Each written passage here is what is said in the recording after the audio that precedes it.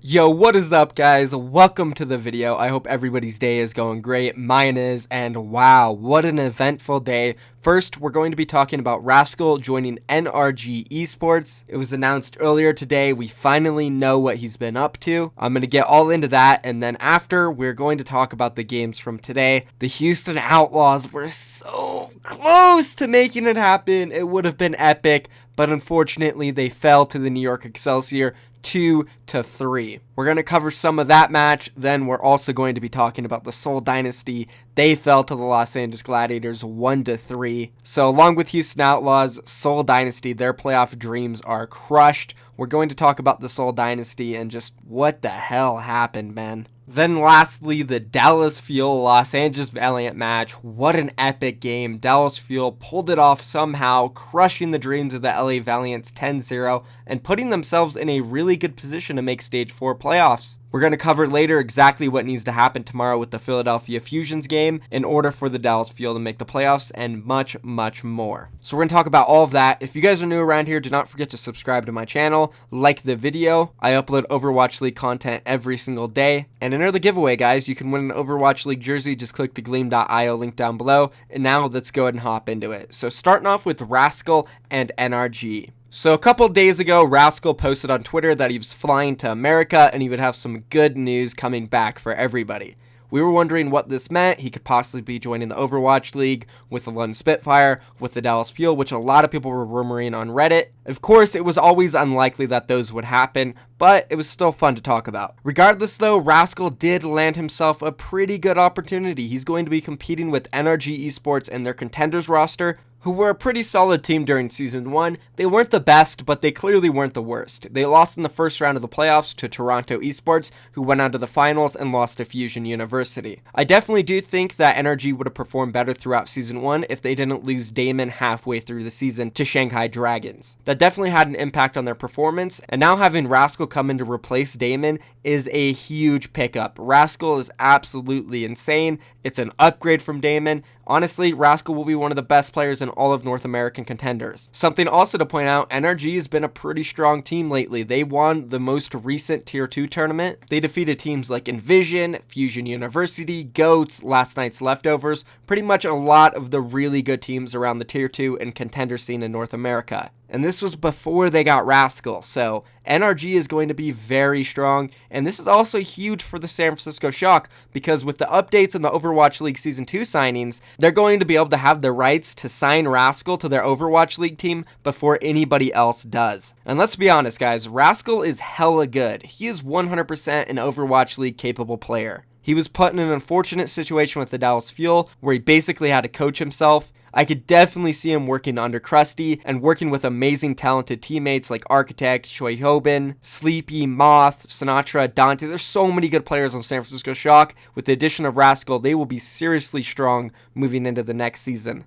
And now moving on to the next big signing, we have Runaway picking up Hureg from the London Spitfire. Now this is definitely an interesting pickup for Runaway. They do have two solid DPS players, Stitch and Haxel. They've been with them forever, and I never really noticed any flexibility problems. It seems like Haxel could really pick up anything needed. Stitch, in the past, we've never seen Stitch really play in a meta that didn't revolve around running Tracer 100%. We haven't really seen Runaway compete since the Brigida meta came in, so maybe this is why they're picking up Hureg, who is sort of flexible, but honestly, he's definitely more centered around playing those hit scan roles. But honestly, he really reminds me of somebody like AKM. He can play a really good Widowmaker, a good McCree, a good Soldier, and a really good Pharah. Other than that, though, we haven't really seen top performances from Hureg. We really haven't seen Stitch or Haxel touch the Widowmaker that much either, though, so that could be why they're picking him up. Regardless, it's going to be a very strong trio. Runaway placed 3rd in the first season of Contenders in Korea, so this could help them reach further during Season 2. So that's it for all of the pickups, guys. Let's go ahead and move on now and talk a little bit about the New York Excelsior and Houston Outlaws match.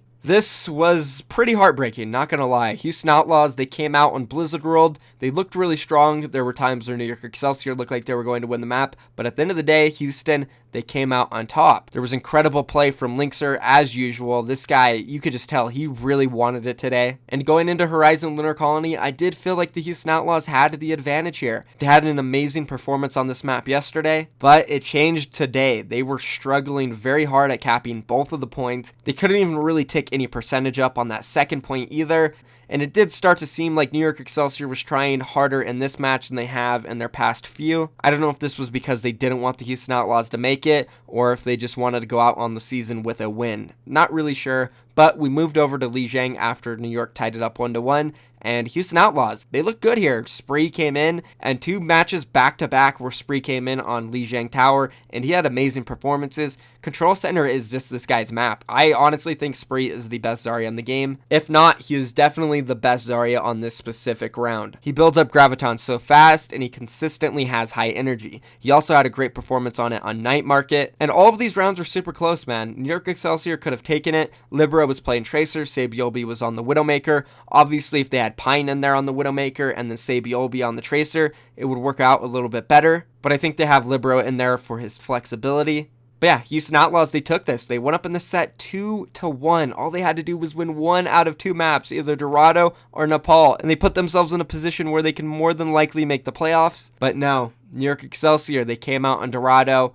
They had strong defensive play. They nearly held them on the first point. Houston Outlaws did eventually find a way to cap it, but second point, they just couldn't get it done. And New York Excelsior on attack, it was fairly easy for them. They're running this interesting comp where you run your Zenyatta on Tracer. We've seen this from London Spitfire. They did it against Florida Mayhem, and they pushed through. They took the map and tied the series up 2-2. We went to the 5th map, Nepal. First round was extremely close, 99-99. Houston Outlaws could have won this, but they were just a little bit short. They also somewhat C9'd the point. I do think they were going to lose that last fight, but if they touch, you never know. Miracle plays do happen. New York Excelsior went up 1-0 on Nepal, and we moved on to that second round. And honestly, this round wasn't very close. Houston didn't put up much of a fight, and New York Excelsior, they said, no, sorry, Houston Outlaws, you came so close, but this is our match. And the devastation on the Houston Outlaws side, very sad, especially from Linkser. The whole season just ended right there. They were so close to making it. All they had to do was beat the best team in the league,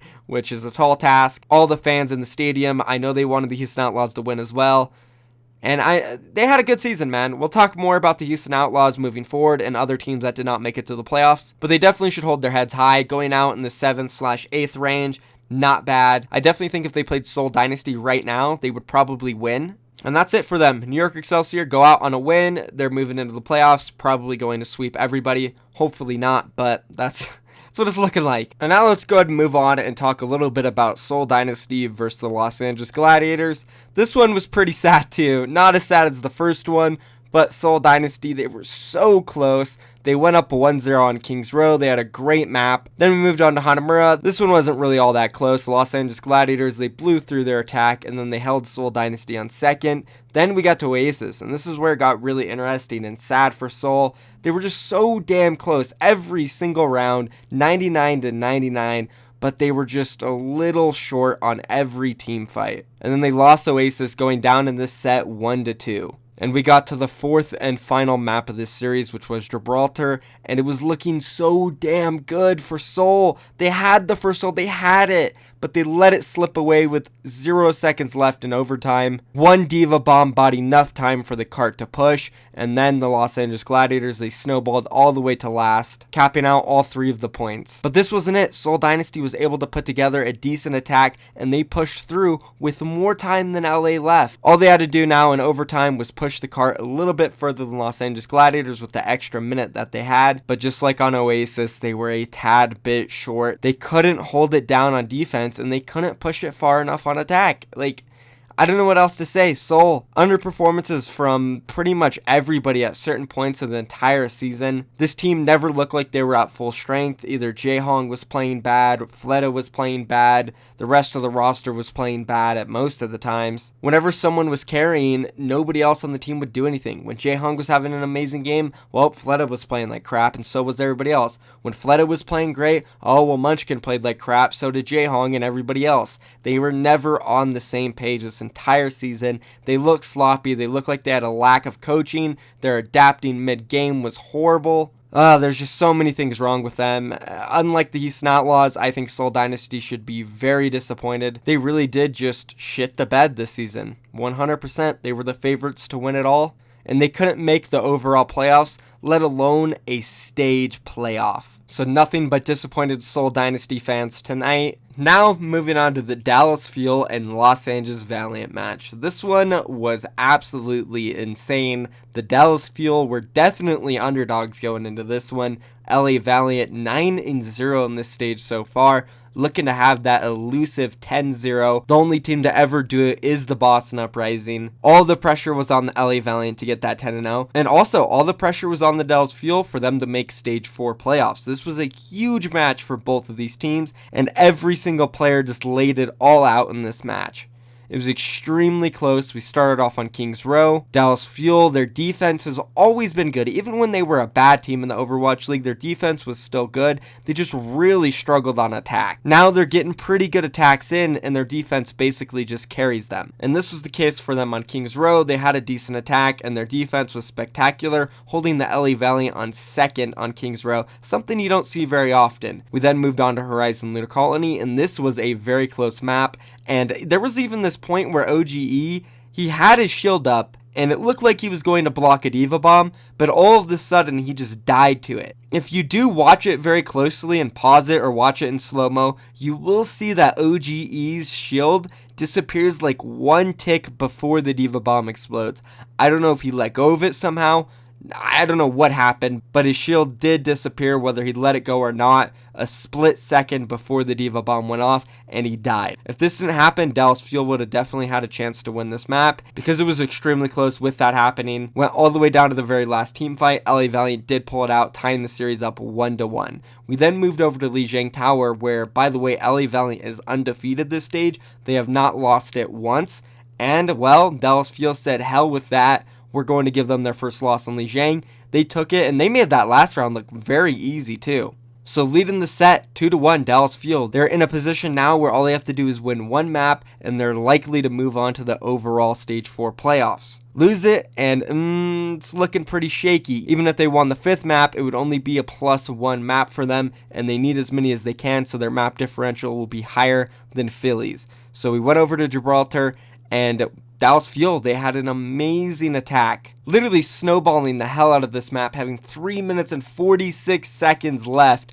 after their attack. Then they even had a pretty damn good defense, holding Los Angeles Valiant pretty steadily all the way to the very last team fight. It was in overtime. Dallas Fuel looked like they had the advantage, but out of nowhere, soon picked off AKM, then Mickey went down, then Siegel went down, and Los Angeles Valiant all of a sudden capped 3 points with 0 seconds left. And this is Escort, not Hybrid, so Los Angeles Valiant would get a minute left in the time bank. And it got a little bit scary there for the Dallas Fuel, not gonna lie, I was worried, but they pulled through, they got the defense off, and they got the attack off. Dallas Fuel won this set 3-1, and that's important. Like I said, the map difference is huge, because taking a look at the Stage 4 standings, we have the Dallas Fuel now sitting at 6-4 and +5 on maps. We have the Philadelphia Fusion, who is 5-4 and +2 on maps. So Philadelphia Fusion wins tomorrow, they need to get a +4 on maps, which is a 4-0 win over the London Spitfire in order to move on to the stage playoffs. A 3-1 win would not be good enough because that is only +2. They would be one map under Dallas Fuel. They need the 4-0. If they get it, they will move on. If they don't, Dallas Fuel will move on. So Dallas Fuel right now, all of you guys, all of the fans, you need to be praying that London Spitfire wins one map. And actually, very interesting, look at the overall standings for Stage 4. Los Angeles Gladiators and Los Angeles Valiant are both sitting at 9-1 now. Both teams picked up wins over New York Excelsior. Gladiators got their loss against the Valiant. Valiant got their loss against Dallas. Los Angeles Gladiators did have the better map difference though, so they will be the #1 seed, and they get to pick who they're going against in the first round. And it's a tough choice. Dallas Fuel, New York, and Los Angeles Valiant.